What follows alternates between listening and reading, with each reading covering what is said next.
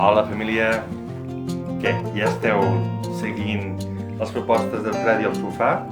És un no parar això, Jo, de fet, l'Emma avui em sap greu, però no ens podrà ajudar amb les noves propostes de vídeos, ja que l'he deixat aprofitant que avui feia molt bon temps jugant. I de fet, avui us vull parlar d'un llibre de jocs. 100 jocs per a fer a casa. És una proposta que, no deixa de ser un recull de 100 jocs, que des de els patacons, el tres de ratlla... Una proposta d'aquestes que dius, un recull de jocs està bé.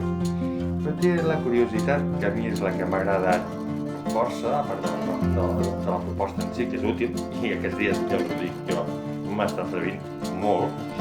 Doncs la Montse Sens i la Pinyera Sens el que fan és, abans d'explicar cada un dels jocs, fan un parell de classes i com jugar. Ja són mestres, però havien sigut nenes. I en aquell llibre, una de les curiositats, o una de les coses que més m'agrada, és aquest fet que juguen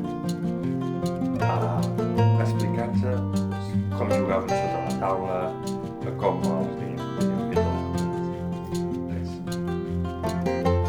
Seguiu totes les propostes que trobareu detrás del sofà i ens anem veient. Fins aviat.